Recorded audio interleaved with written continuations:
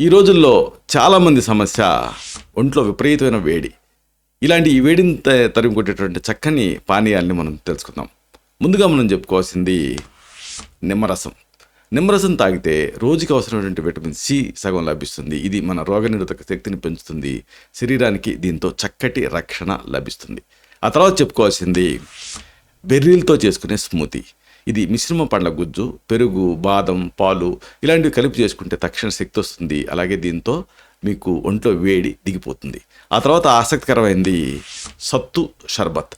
ఎండ ఎక్కువ ఉన్నా మిమ్మల్ని చల్లగా ఉంచుతుంది. ఈ సత్తు పిండితో తయారు చేసేటటువంటి సత్తు షర్బత్ శక్తినిస్తుంది. అలాగే శరీరాన్ని ఇది హైడ్రేట్ చేస్తుంది. ఆ తర్వాత మనకి ముఖ్యమైనది మజ్జిగ. వేసవిలో చాలామంది ఇష్టపడతారు. ఇది చలువ చేస్తుంది, జీర్ణక్రియకి చాలా మంచిది. అలాగే ముఖ్యంగా మనం చెప్పుకోవాల్సింది పుచ్చకాయ రసం శరీరానికి నీటిని అందిస్తుంది, రోగనిరోధక శక్తిని పెంచుతుంది.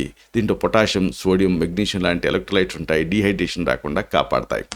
ఆ తర్వాత చెప్పుకోవాల్సింది కలబంద రసం. సహజంగానే రోగనిరోధక శక్తిని పెంచుతుంది, మలబద్ధకాన్ని తగ్గిస్తుంది, జీర్ణక్రియని మెరుగుపరుస్తుంది, శరీరాన్ని డీటాక్స్ చేస్తుంది. ఆ తర్వాత చెప్పుకోవాల్సింది ఐస్డ్ గ్రీన్ టీ. దీంట్లో యాంటాక్సిడెంట్ పుష్కలంగా ఉంటాయి. ఇవి శరీరంలోని ఇన్ఫ్లమేషన్ తగ్గిస్తాయి, రోగనిరోధక శక్తిని ఇవి పెంచుతాయి.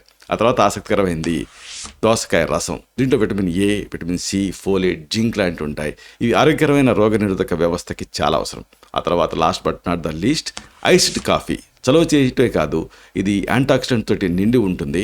గుండె, మెదడు, పునరుత్పత్తి అవయవాలు, రోగనిరోధక వ్యవస్థ వీటన్నిటి ఆరోగ్యానికి ఇది సహాయపడుతుంది.